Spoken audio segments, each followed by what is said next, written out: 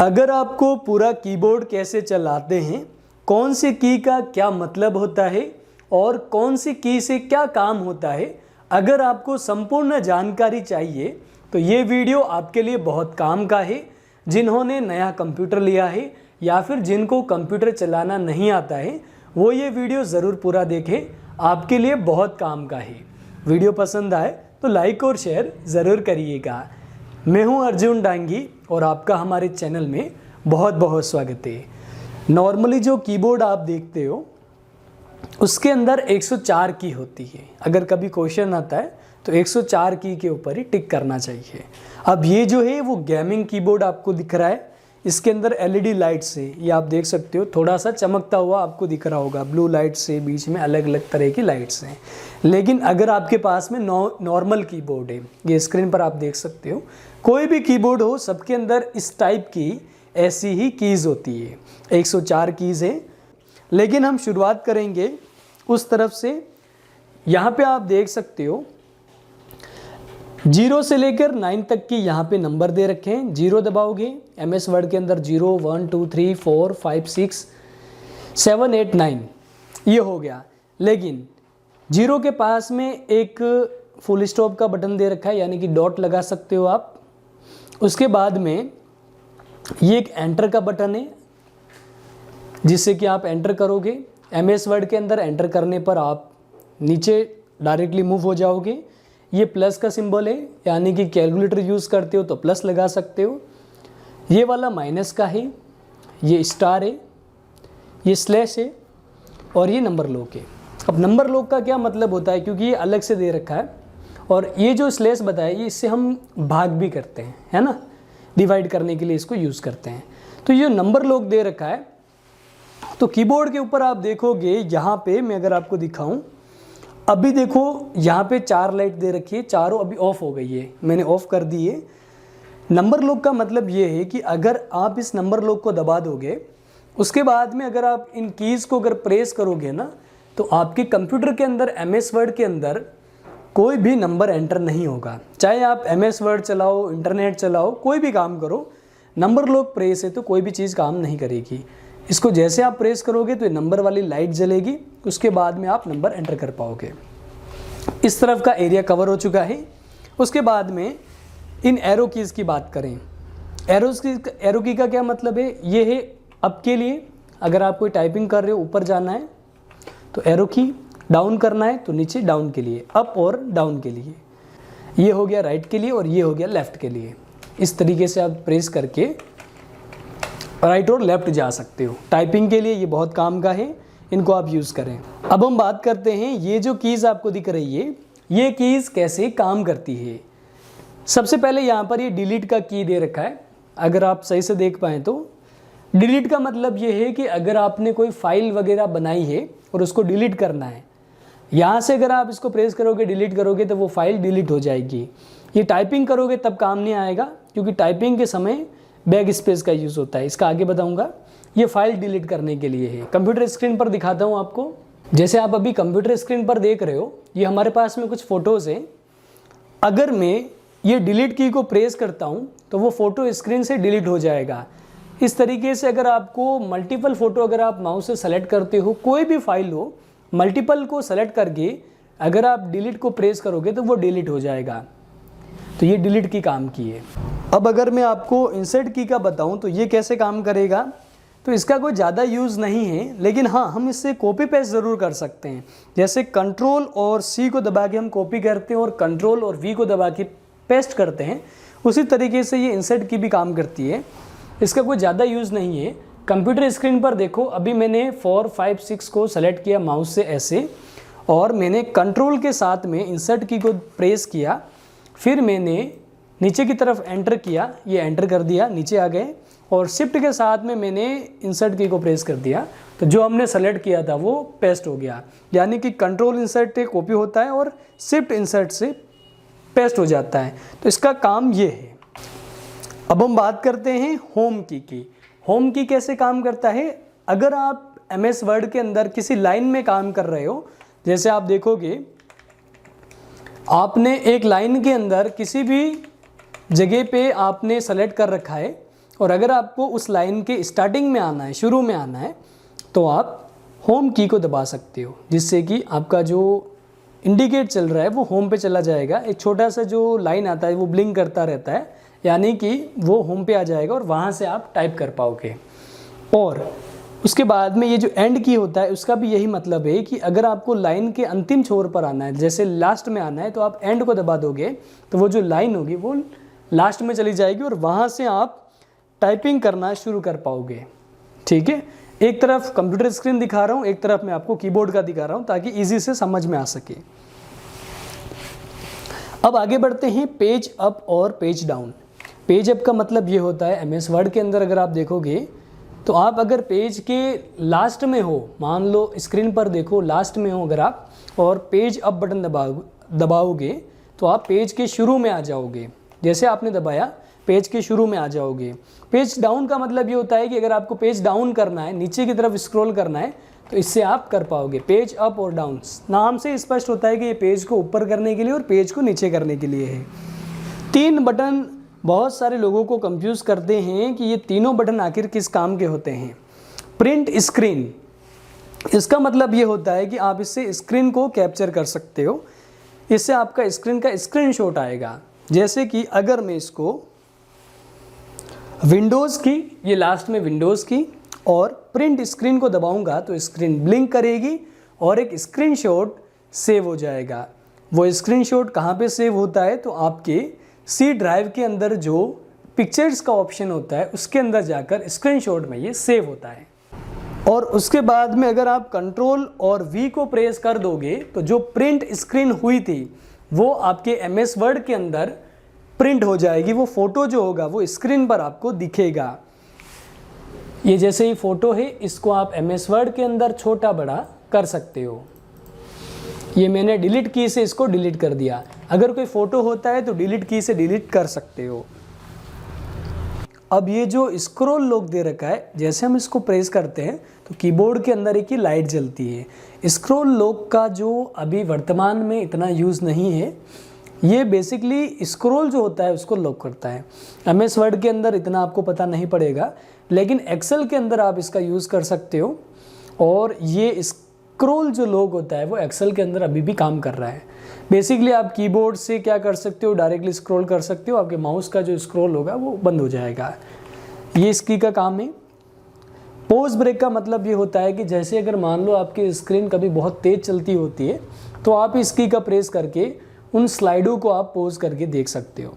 ये वर्तमान में इसका भी इतना कोई ख़ास यूज़ नहीं है, लेकिन हो सकता है किसी टेक्निकल यूज़ के अंदर इसका काम किया जा सकता हो।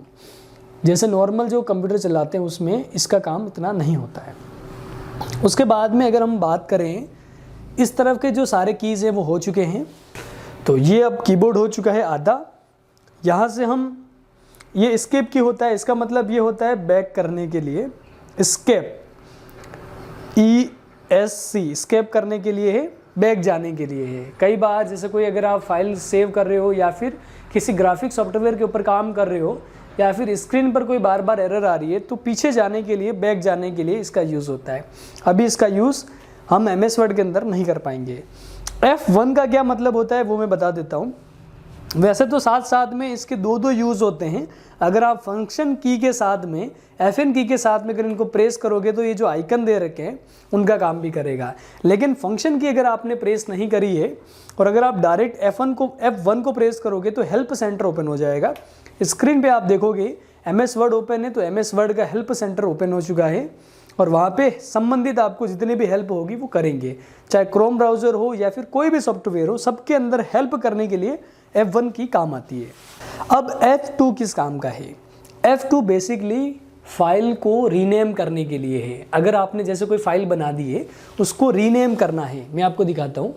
जैसे स्क्रीन पर आप अभी एक फ़ोटो देख पा रहे हो, वो सेलेक्ट कर लिया है मैंने, और अगर मैंने F2 को प्रेस किया तो ऑटोमेटिकली उसका नाम सेलेक्ट हो जाएगा और वहाँ से हम नाम को चेंज करेंगे। तो हमने कीबोर्ड से नाम लिख दिया और एंटर प्रेस कर दिया तो आप देखोगे F2 की मदद से हम फाइल को रीनेम कर सकते हैं। अब आगे बढ़ते हैं और F3 के बारे में पता करते हैं।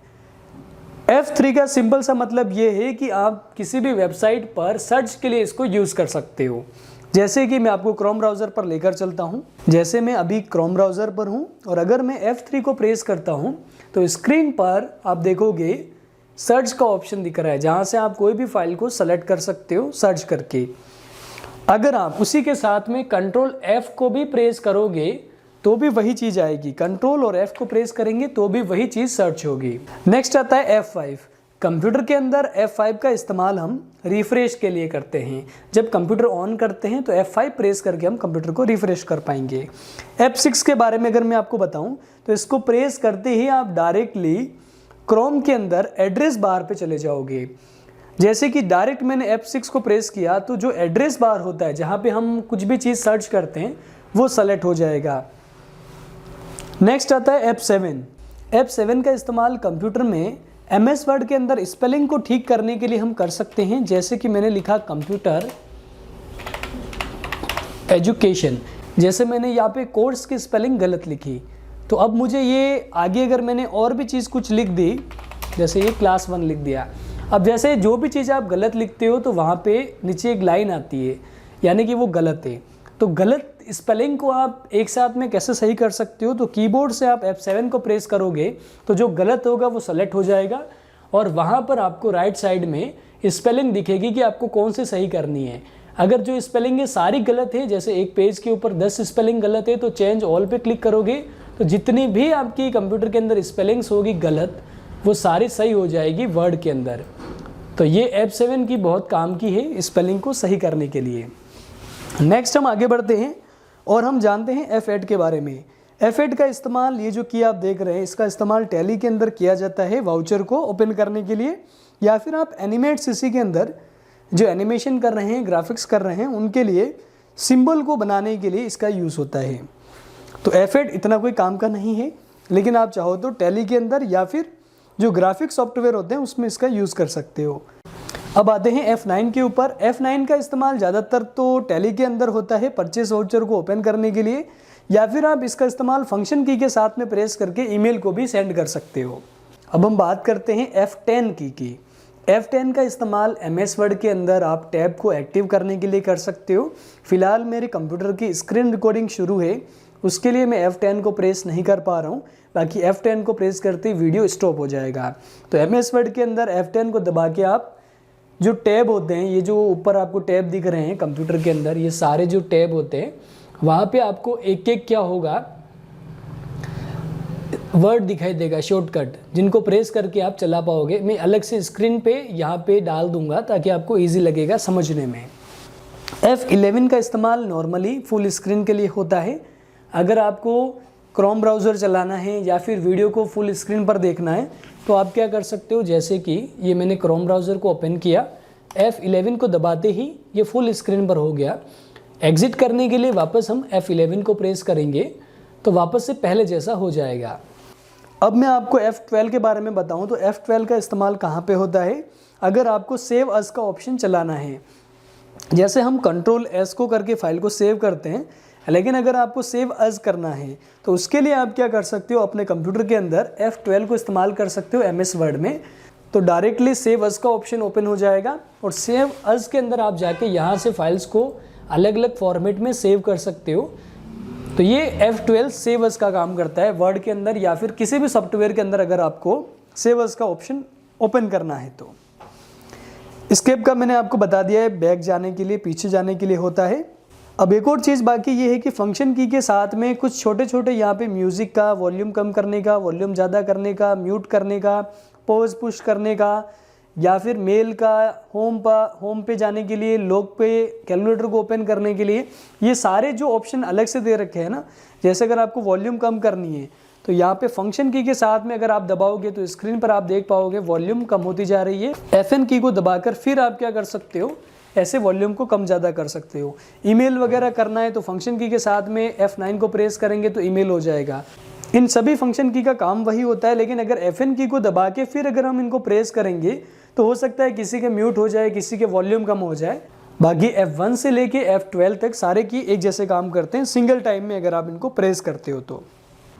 अब अगर हम नीचे की तरफ चलें तो यहाँ से अगर आप देखते हो तो यहाँ पे 1 से लेके 9 तक, फिर 0 का यहाँ पे नंबर दे रखा है और आगे प्लस माइनस बैक स्पेस दे रखा है।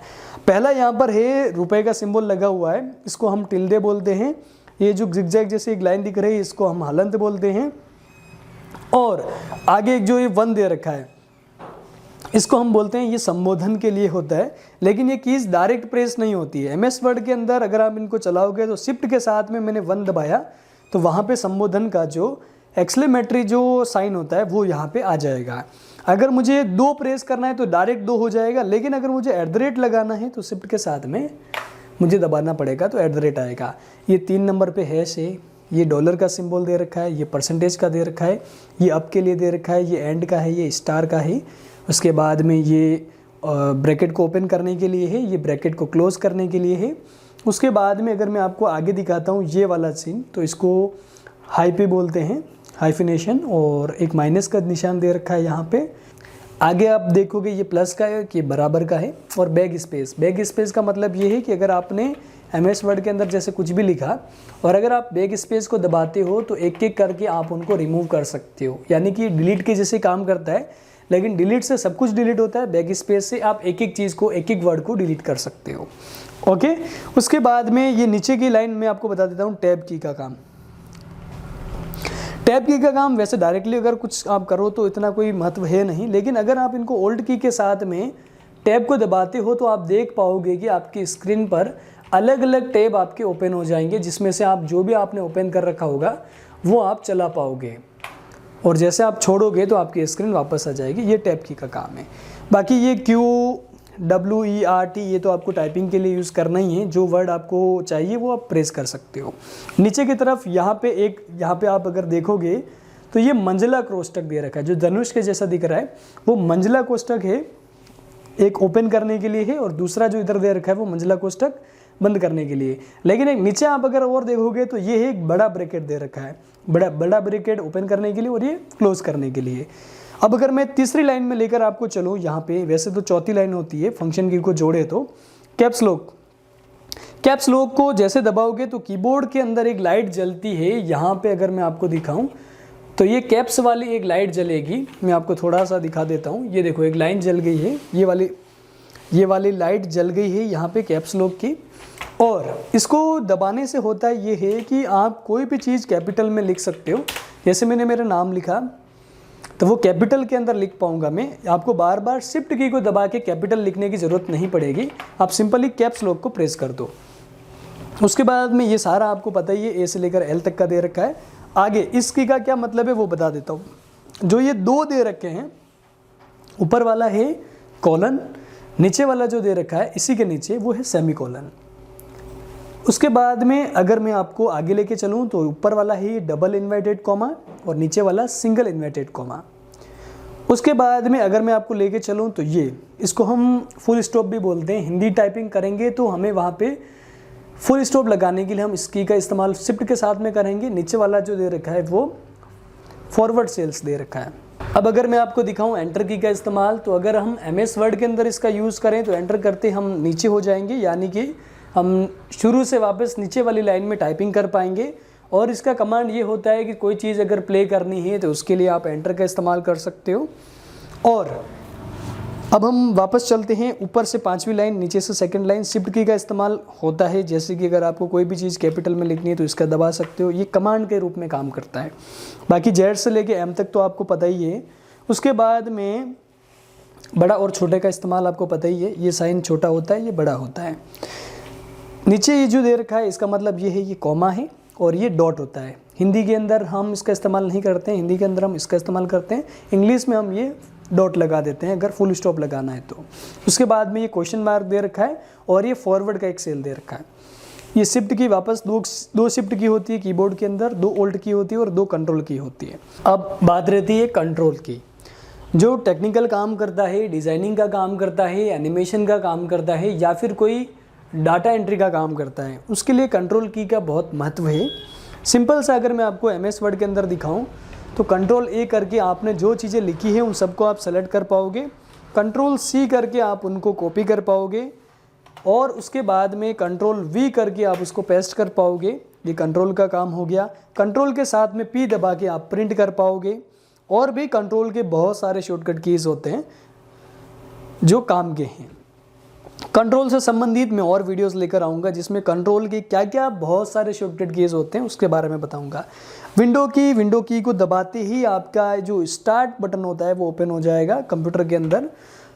उसके बाद में ओल्ड की का मतलब ये होता है, जैसे ओल्ड शिफ्ट और F4 दबाओगे तो आप क्या कर सकते हो, कंप्यूटर के अंदर जो भी सॉफ्टवेयर अगर आपको क्लोज करना है या फिर आपको कंप्यूटर के अंदर शट डाउन करना है तो ये की बहुत काम की है। ओल्ड शिफ्ट और F4 करते जाओ तो आपके जितने सॉफ्टवेयर होंगे वो सारे एक साथ क्लोज हो जाएंगे। ओल्ड की के भी बहुत सारे काम है। स्पेस की का मतलब ये होता है बड़ा की है, इससे बीच बीच में गैप देने के लिए स्पेस की। ये वापस ओल्ड की वही है। FN की फंक्शन की होती है। तो यहाँ पे अगर आप देखो तो लगभग ये ब्राइटनेस को बढ़ाने के लिए, कम करने के लिए है। ये बटन सभी कीबोर्ड के अंदर नहीं होता है, लेकिन हम 104 की को ही कंसीडर करते हैं। तो कीबोर्ड के अंदर जो 104 कीज़ होती हैं उनका क्या काम है वो मैंने एक एक करके आपको सारे बता दिए हैं। आई होप आपको ये वीडियो पसंद आया होगा। वीडियो अच्छा लगा है तो एक लाइक और शेयर ज़रूर करें। हमारे SGS एजुकेशन चैनल को सब्सक्राइब करके नोटिफिकेशन बेल को ज़रूर दबाएं। और हमने वीडियो के डिस्क्रिप्शन में और भी लिंक्स दे रखे हैं। आप चाहो तो कंप्यूटर कोर्सेज के फ्री में वीडियोज़ हमारे वीडियो के डिस्क्रिप्शन में लिंक है, प्लेलिस्ट में जाके देख सकते हो। नमस्कार।